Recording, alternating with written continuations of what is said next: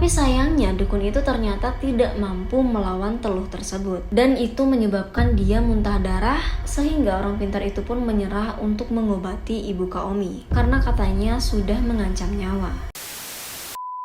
Hai guys, gimana kabar kamu hari ini? Oh ya, aku Olivia dan selamat datang kembali di YouTube channel aku. Kalau kalian suka dengerin cerita horor, mistis, atau kasus kriminal, kamu wajib banget buat subscribe YouTube channel ini. Nah, pada episode kali ini, aku akan kembali menceritakan cerita horor yang pernah dialami oleh Kaomi beserta keluarganya, dimana saat itu ibu dari Kaomi ini dikirimi santet yang membuat seluruh badannya ini tiba-tiba dipenuhi dengan borok atau seperti luka yang bernanah pada kulit. Kok bisa gitu ya? Penasaran kan? Oke, tanpa berlama-lama langsung saja kita masuk ke ceritanya.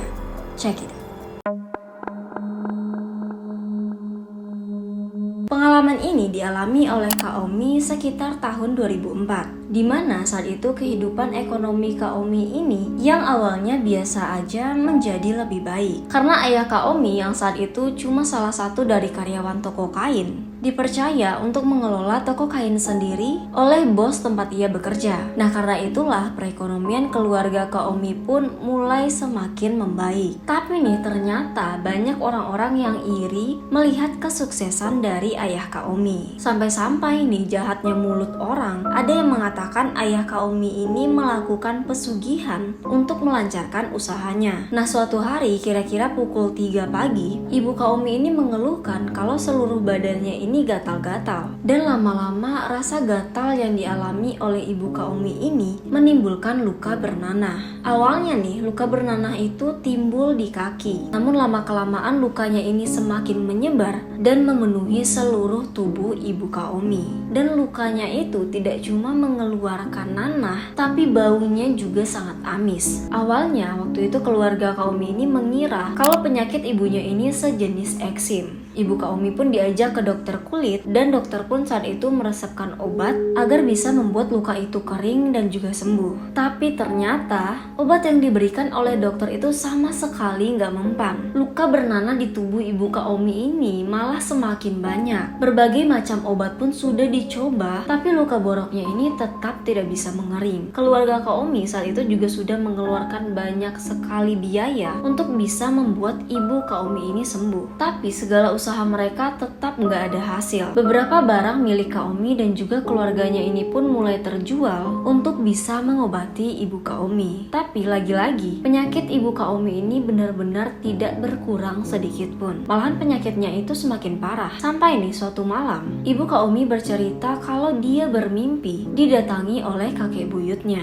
Dan di dalam mimpi itu, kakek buyutnya mengatakan kalau penyakit yang diderita oleh ibu Kaomi ini adalah penyakit kiriman dari seseorang. Nah, saat itu ibu Kaomi ini pun teringat sebelum rasa gatal itu muncul di badannya, dia bermimpi didatangi seekor monyet. Monyet itu membawa bingkisan kain berwarna hitam dan menguburnya di dekat tiang rumah Kaomi. Tapi waktu itu ibu Kaomi ini cuma beranggapan kalau mimpi itu cuma bunga tidur. Mendengar cerita itu, ayah Kaomi pun langsung mencari orang pintar karena usaha dengan dokter ini tidak juga membuahkan hasil. Jadi menurutnya nggak ada masalah untuk mencoba pengobatan alternatif. Ayah Kaomi pun saat itu mendatangi rumah orang pintar di desanya, dan orang pintar itu pun mengatakan kalau penyakit yang diderita oleh ibu Kaomi merupakan penyakit kiriman, dan pengirimnya itu merupakan salah satu dari keluarga mereka. Tujuannya sih katanya biar ayah Kaomi ini meninggalkan ibu Kaomi karena jijik melihat penyakit yang diderita oleh ibu Kaomi. Ditambah lagi bau amisnya itu sangat menyengat. Mendengar penjelasan dari dukun itu, ayah Kaomi pun kaget. Ia benar-benar gak nyangka ada orang yang berniat buruk kepada keluarganya. Apalagi pelakunya ini masih saudara mereka. Orang pintar itu pun langsung mencoba untuk mengobati ibu Kaomi dengan melakukan suatu ritual. Tapi sayangnya dukun itu ternyata tidak mampu melawan teluh tersebut, dan itu menyebabkan dia muntah darah,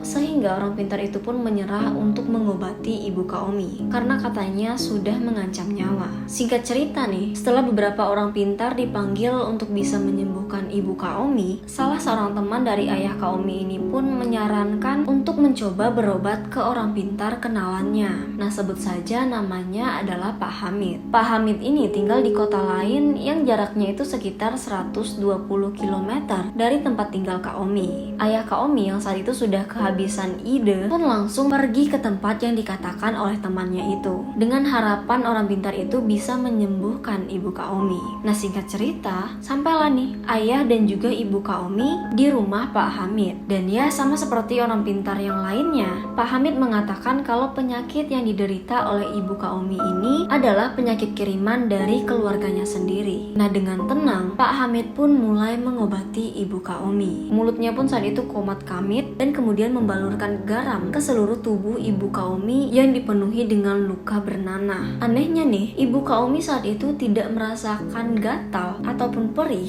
malah dia merasa tubuhnya ini adem dan juga segar. Nah, setelah beberapa saat mengobati ibu Kaomi, Pak Hamid pun mengatakan dengan sangat yakin kalau besok penyakit dari ibu Kaomi akan sembuh. Dan ternyata benar, keesokan harinya seluruh luka yang ada di tubuh ibu Kaomi mengering dan beransur pulih. Dan anehnya luka-lukanya itu tidak menimbulkan bekas sama sekali. Nah, menurut Kaomi saat itu sepulang ayah dan juga ibunya ini dari rumah Pak Hamid, ibu Kaomi ini kembali bermimpi didatangi oleh seekor monyet. Dan monyet itu mengambil kembali bingkisan kain hitam yang dia tanam waktu itu dan membawa bingkisan itu pergi. Ibu Kaomi pun saat itu beranggapan mungkin saja itu adalah pertanda kalau penyakit dari ibu Kaomi ini sudah menghilang. Karena ya saat penyakit itu muncul, dia juga bermimpi didatangi oleh seekor monyet. Dan gak beberapa lama setelah kesembuhan dari ibu Kaomi, Kaomi pun mendengar bahwa salah seorang saudaranya yang mereka curigai telah mengirimkan teluh itu kepada ibu Kaomi mendapat musibah tersiram air panas sehingga menyebabkan sebagian tubuhnya ini melepuh. Percaya atau tidak, mungkin saja itu adalah sebuah teguran dari kejahatan yang ia lakukan.